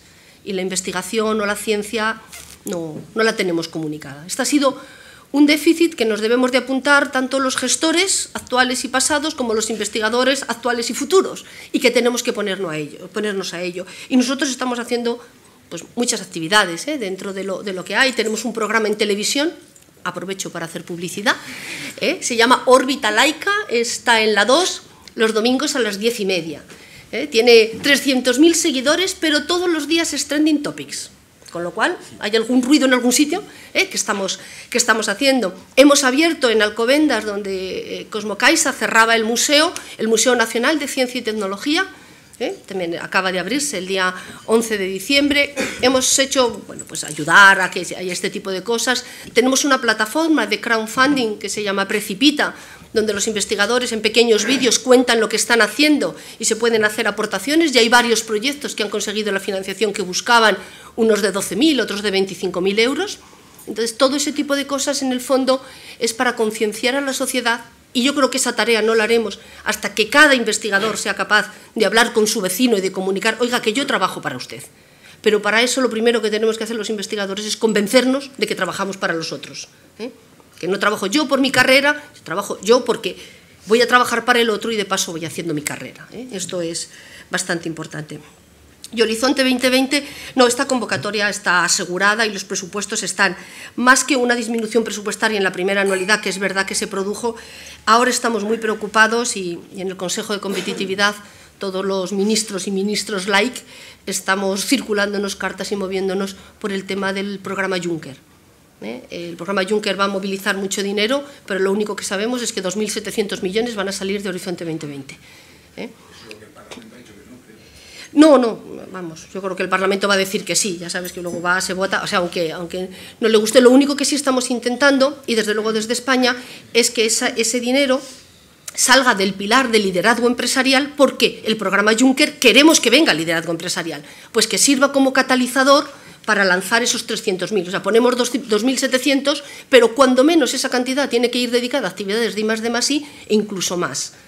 Que no afecte de manera importante al ERC o a otra serie de partidas que van a tener menos impacto en este retorno. Antes de pasar a la pregunta, a una de las preguntas que tenemos ahí, vamos a ir dándole también salida a las preguntas por escrito. Flora de Pablo, del CSIC, nos comenta, parece que la SEIDI está intentando, me imagino que se referirá a la sociedad... La Secretaría de Estado. La Secretaría de Estado, sí.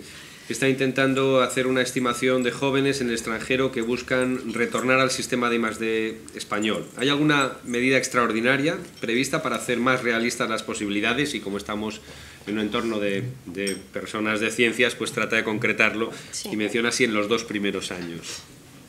En los 2 próximos años. Sí, nosotros hemos hecho también dentro de las actividades y que se coordina directamente desde FECIT, lo que se llama investigadores españoles en el extranjero. Entonces, por países vamos haciendo sociedades, vamos ayudando a que se constituyan sociedades de los investigadores que están fuera. Muchísimos investigadores están allí fuera en sus programas de movilidad y no quieren venir o están allí muy bien asentados, pero queremos que ellos sean el foco para ver cómo pulsar este sistema. Se están constituyendo. Tenemos en Estados Unidos, en Alemania, en Inglaterra, en Dinamarca, en Japón. Yo me he reunido con varias de ellos en viajes o que vienen a visitarme aquí y queremos que sean también una manera externa de ver la ciencia. Queremos además que participen, por ejemplo, en las evaluaciones. Uno de los objetivos que tenemos es que la Agencia Nacional de Evaluación y Prospectiva sea cada vez más internacional y nuestro sistema es pequeño.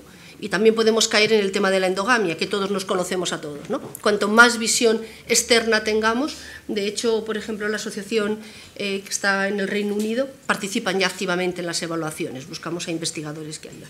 Medida concreta para estos investigadores, medida concreta para todos. Este año hemos sacado para un colectivo que sabemos que es uno de los que más nos preocupa, que es el de los postdoctorales, o sea, personas que ya tienen la tesis y que incluso han ido fuera y que están viniendo, 225 plazas nuevas dentro del sistema de convocatorias que ya han salido, y hemos sacado también una convocatoria que probablemente se amplíe en el próximo año de 100 proyectos en los que los propios investigadores se pueden autocontratar. Y de manera independiente, porque lo que queremos es que estos investigadores sean independientes, no estén debajo de un proyecto con un jefe, que de esos hay muchísimos. Es decir, gente que ya tiene capacidad, es decir, en definitiva, este año hemos puesto 335 plazas más, que en un entorno de 2.000 plazas, pues son bastantes, nunca suficientes, pero bastantes para que estas personas se incorporen. Estamos trabajando también con entidades públicas y privadas para ver cómo podemos poner más soluciones a este tema. El hecho del 100% de la tasa de reposición es una buenísima noticia, precisamente también para estas personas. Entonces vamos a ver, el número se va a incrementar mucho. Estamos ahora mismo recopilando los datos de los organismos públicos, pero si el año pasado fueron 35 plazas más las 25 no funcionariales, este año pues probablemente podamos tener 200 más las 25 no funcionariales, es decir, los números están empezando a acompañar un poco a dar acogida a estas personas. Teníamos ahí, por favor.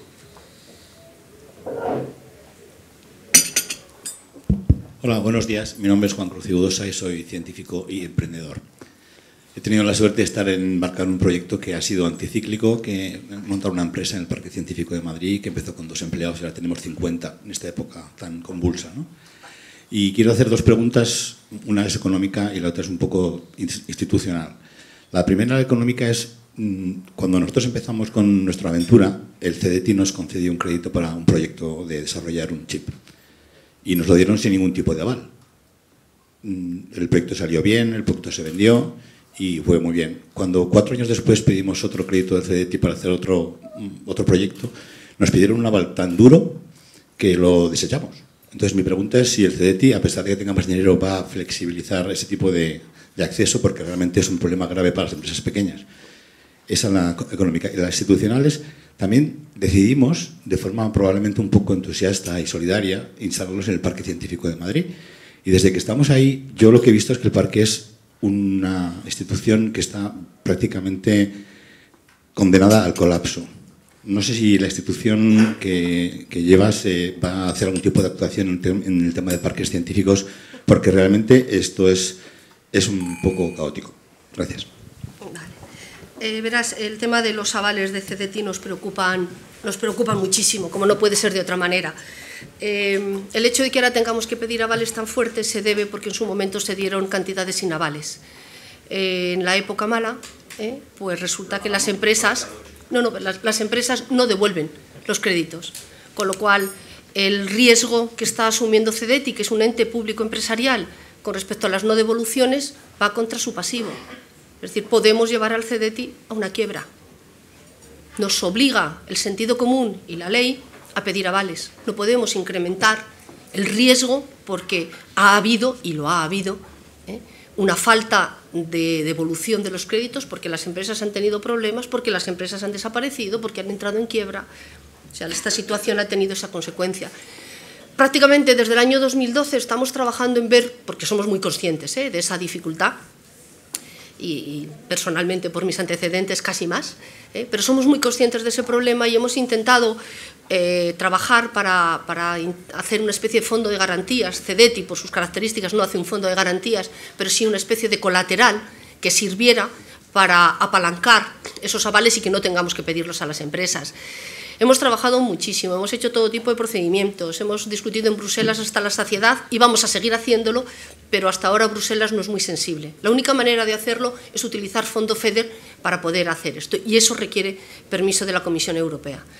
Hemos pasado bastantes ideas imaginativas y hasta el momento no hemos tenido mucho éxito, pero somos muy perseverantes, porque sabemos que ese es un problema y un problema grave. Por las dos partes, o sea, no podemos hacer que CDTI dé los créditos sin aval, imposible, porque ya te digo que lo podríamos hacer un año y luego ya, pero tenemos esta dificultad que vamos a ver cómo la podemos solucionar. Con respecto al Parque de Madrid, puedes hablar con el rector. ¿Qué hacemos en esta Secretaría de Estado o qué hace esta Secretaría por los parques? Para empezar, conseguir poner una enmienda el último día que entraban las enmiendas en los presupuestos generales de 2015 para no cerrar unos cuantos parques, porque las deudas que tienen los parques son millonarias, pero hasta extremos infinitos. Yo he sido consejera del Parque Científico de Madrid y cuantísimas veces dije, mucho cuidado con lo que pedimos, mucho cuidado con el dinero que estamos pidiendo. ¿Quién me iba a decir a mí que ahora tenía que negociarlo? Pero bueno, aquí estamos. Trabajamos mucho por los parques, no por todos, porque no todos los parques tienen las mismas características ni la misma capacidad de futuro, pero hay algunos que merecen mucho la pena. Se ha aprobado también ahora en diciembre una moratoria, de manera que el dinero que tienen que devolver los parques en el año 2014, 2015 y 2016 no lo tengan que devolver, porque eso les está agobiando muchísimo, y trasladarlo hacia el fondo. Esto no se había hecho nunca, y cuando yo lo propuse en mi Secretaría de Estado me dijeron que como venía de otro mundo no sabía lo que se hacía en Hacienda, y dije, pues venga, vamos a por ello, por esto que os decía al final, más vale que hagamos cosas nuevas, si hacemos siempre lo mismo no nos va a salir. Se salió, la gente de la Secretaría de Estado trabajó muchísimo con ello, y Hacienda tuvo la sensibilidad suficiente de entenderlo, y tenemos la moratoria, y además tenemos una enmienda, ya te digo, aprobada in extremis, de manera que las deudas que tienen en el cortísimo plazo, que van incluso más allá de los pagos, puedan aplazarse por lo menos un año. Entonces, estamos trabajando concretamente con el Parque de Madrid, en el que el rector de la Autónoma tiene un interés enorme y se preocupan mucho, y están trabajando con la gente de la Secretaría de Estado para, primero, adoptar esta moratoria, y luego estamos intentando ayudarles también en las gestiones con la Comunidad de Madrid para que les avale una pequeña cantidad que tienen. El Parque de Madrid no tiene las deudas que tienen otros, ¿no? Y yo creo que además es un parque que tiene futuro y que tiene detrás a una universidad como la Autónoma enormemente comprometida. O sea, se busca esta unión entre parque y universidad, y en este caso la tenemos, y vamos a hacer todo lo posible para que esto salga bien. Muy bien, dos preguntas muy rápidas y una tarjeta que veremos si la encajamos también. Por favor. Sí. Buenos días. Soy Sonia Martínez Arca, de la Consellería de Sanidad en Galicia. Bueno, en primer lugar, muchas gracias por tu charla. Siempre es reconfortante ver una visión global de todo lo que se está haciendo. Tú destacaste dos aspectos que me parecen muy importantes. Uno es el peso específico clarísimo que tiene el sector salud, el papel muy claro del Instituto de Salud Carlos III y, ligado a esto, sin duda, el papel que tiene el Sistema Nacional de Salud y la investigación que se hace en los hospitales. Por otro lado, destacaste el valor de los recursos humanos. Estamos hablando, tú lo decías, de generar conocimiento. El conocimiento lo generan las personas.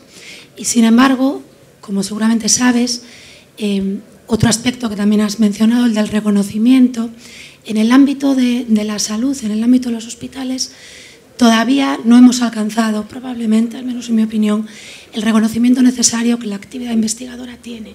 Y, en particular, esta carrera profesional de investigadores de la que hablabas está lejos de estar casi ni perfilada, ¿no? Más allá de la enorme labor que sin duda ha hecho el Carlos III, pero yo creo que estamos en un momento que excede la capacidad del Carlos III. A mí me gustaría tener tu opinión sobre por qué no se ha avanzado más en este aspecto de recursos humanos, investigadores en sistema de salud y cómo crees que se podría enfocar entre todos los actores de este ecosistema, y aquí incluyo, por supuesto, a la Secretaría de Estado, al Carlos III, pero también a las comunidades, a los propios hospitales, a los propios investigadores, a las empresas. ¿Cómo crees que se puede avanzar para poder establecer de verdad un tejido de investigadores sólido en el Sistema Nacional de Salud si queremos que ese peso específico se siga manteniendo y siga creciendo? Muchas gracias, Sonia. Lo primero es que sí que queremos que ese sector se estabilice y que tengamos y reconozcamos investigadores en el Sistema Nacional de Salud. Tú preguntas el por qué. Es verdad que va como un poco más tarde, pero yo recuerdo que cuando en las universidades había ya investigadores y el CSIC existía y todo lo demás, yo trabajaba en la Fundación Jiménez Díaz, un sitio excelente para la investigación desde hace muchos años, antes incluso del año 82 que citaba Federico, Y en broma o en serio, recuerdo de vez en cuando algún médico que iba corriendo por ahí por el pasillo, y a lo mejor Tito también se acuerda de Puerta de Hierro, que ¡uy, las 6 menos cuarto, tengo un cuarto de hora para investigar! Porque no había esa tradición. De hecho, solamente en sitios muy excepcionales, como la Fundación Jiménez Díaz o Puerta de Hierro, había, digamos, departamentos de investigación, que no eran bien vistos del todo por los médicos. Por ejemplo, los químicos en la Fundación Jiménez Díaz no nos daban ticket de comida, y a los residentes sí, y hacíamos manifestaciones y cosas de ese estilo. Bueno, quiero decir que el sistema ha empezado después, y es verdad que ha empezado después y que está costando arrancarlo, pero yo creo que ha empezado a moverse y que ya no va a tener solución de parada. Esto ya va a ser. ¿Qué es lo que tendríamos que hacer? Empujarlo. ¿Cómo? Desde el Carlos III ya el año pasado se sacaron, ¿verdad?, unos contratos específicos para residentes que habían terminado su residencia y que iban a hacer una parte de investigación. Tendríamos que tener cada vez más, y yo creo que se está haciendo, este movimiento. ¿Qué trabajo o qué impedimento hay ahora? Pues que ha habido también una parada en la contratación de personal y los servicios clínicos han demandado mucha exigencia de tiempo y poco tiempo para que pudieran compatibilizarse. Mi jefe en el Reino Unido, él por las mañanas pasaba clínica y por la tarde iba a su departamento de investigación. Si la demanda es que la clínica te tiene que ocupar toda la jornada, esa combinación, que yo creo que es buena, no única, pero buena, pues por ejemplo se ha visto muy dañada. Y sí que yo creo que además eso puede ser una tarea que nos podemos hacer. Ya sabes que desde esta Secretaría de Estado la relación con las comunidades autónomas yo creo que no puede ser mejor. Es decir, y eso lo tengo que reconocer siempre en público, siempre han estado a nuestro lado colaborando, establecer algún grupo de trabajo donde viéramos cómo, a los otros ejemplos que tenemos de las universidades o los OPIs, cómo podíamos hacer esta carrera que pudiera definirse. Y yo, desde luego, me presto absolutamente voluntaria a coliderarla y a que nos pongamos en marcha. Yo creo que ha habido ahí un problema de parón, pues lo que ha supuesto que de repente en un hospital un 10% de una tasa de reposición, cuando la demanda clínica es extraordinariamente importante, pues esto no nos ha permitido arrancar a la velocidad que deberíamos. Aunque la idea ya está, y yo creo que los contratos eran Joan Rodés, ¿verdad, Toni? Se pusieron precisamente para marcar que ese camino nosotros lo queremos potenciar. Estamos fuera de tiempo. Había una pregunta ahí y si hubiera tiempo, un poco como si no nos excediéramos de forma importante, vamos a renunciar al cierre, tanto Federico como yo, para daros más tiempo. Dependiendo un poquito del tiempo, pues vemos si continuamos con las preguntas. Adelante. Yo voy a ser muy rápido.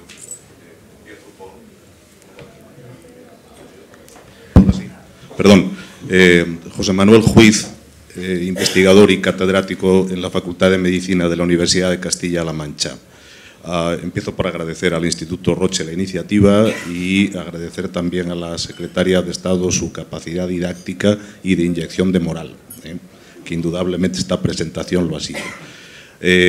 No voy indudablemente a entrar en todas las reflexiones que me induce la presentación por una cuestión estrictamente de tiempo y de respeto a la audiencia, pero hay un dato que ha manejado la Secretaria de Estado que me ha inducido cierta inquietud, y es la que parece ser una baja tasa de concurrencia de las universidades a las primeras convocatorias del programa Horizonte 2020.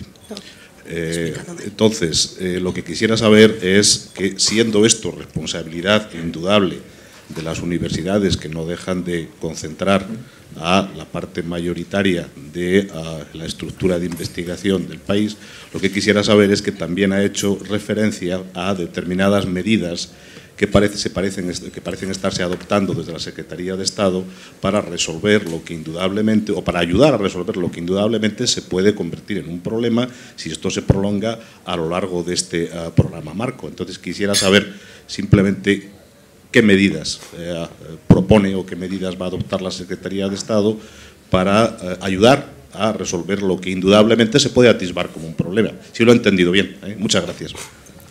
No, seguro que lo has entendido bien y he sido yo la que me he explicado mal. En Horizonte 2020 todavía no tenemos los datos de participación de las universidades, porque como todavía tenemos datos parciales, no se ha hecho la desagregación por entidades. No tenemos datos en Horizonte 2020. Lo que sí tenemos los datos son anteriores. En el 7º programa marco, en general, las universidades españolas, que yo estoy convencida que tienen calidad, que son las responsables del 60% de toda la investigación que se hace en el país, no atendieron a presentar programas y a presentar proyectos en el 7º programa marco por diversas razones. Algunas de ellas es verdad que necesitan una cierta gestión administrativa los proyectos, o a lo mejor ya tenían suficientes recursos con lo que proporcionaba la comunidad o lo que proporcionaba el Plan Nacional, por muchas razones, que en este momento, como a nosotros lo que nos interesa es impulsarlas a que participen, lo que nos dedicamos es a poner medidas de impulso. Ya te digo que la primera fue que las universidades participaran en todos los grupos de trabajo cuando estábamos definiendo Horizonte 2020, para que nos hicieran llegar sus comentarios, sus puntos de vista, tanto desde el punto de vista de las áreas como desde el punto de vista económico. Y yo creo que van a haber participado mejor.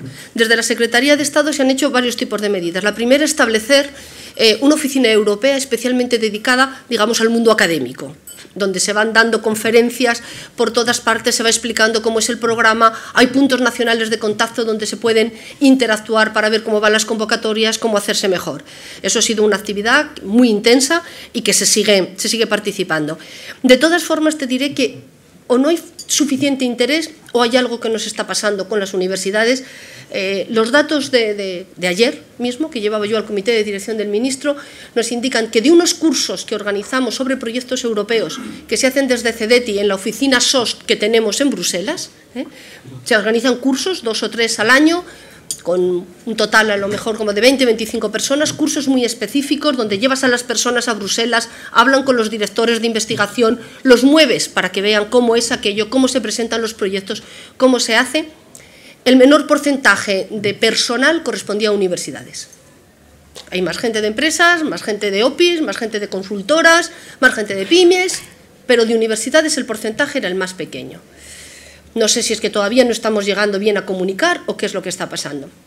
Y otra de las medidas es potenciar las oficinas europeas. ¿Qué es lo que hemos hecho? Pues yo reconozco que ha sido un poco exigente. Potenciamos aquellas oficinas europeas que ya existen.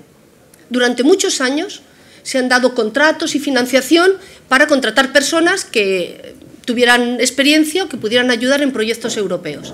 ¿Qué pasaba? Que mientras duraba el contrato que daba el Ministerio, había persona.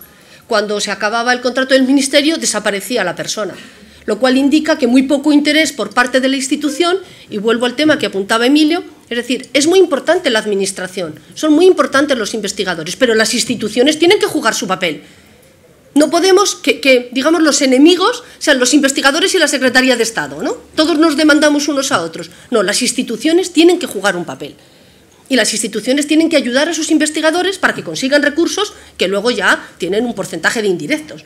Entonces, hemos hecho en la convocatoria que aquellas universidades que ya tienen una unidad, porque han considerado que es importante la participación en proyectos europeos, nosotros lo favorecemos.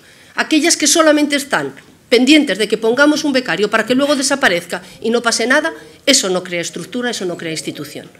Y ese tipo de ayudas las seguiremos haciendo. Bien, estamos fuera de tiempo. Lamento dejarme alguna palabra pedida. Disculpen por respeto también a la agenda de nuestra invitada y a la de todos ustedes. Vamos a dar por concluido. Federico, si quieres comentar. Sí, nada más. Aparte de agradecer a todos vosotros que hayáis estado aquí y la alta participación que ha habido, lo cual evidentemente apunta en la dirección que pretendíamos, y es que este encuentro fue un encuentro realmente útil. Simplemente anunciarles que vamos a continuar con estos encuentros en el ámbito de la biomedicina, tocando otras dimensiones más allá de la política de investigación como se ha hecho hoy. Y de hecho les avanzamos y recibirán, estarán todos ustedes invitados y podrán acceder a la información a través de la página web del Instituto Roche.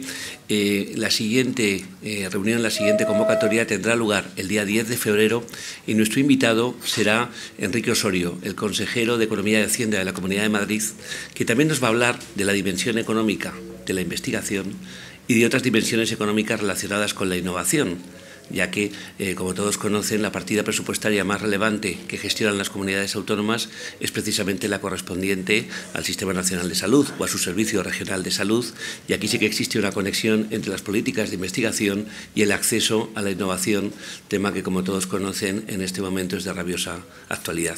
Muchísimas gracias a todos y, otra vez más, muchísimas gracias, sobre todo, por acompañarnos hoy a la Secretaría de Estado.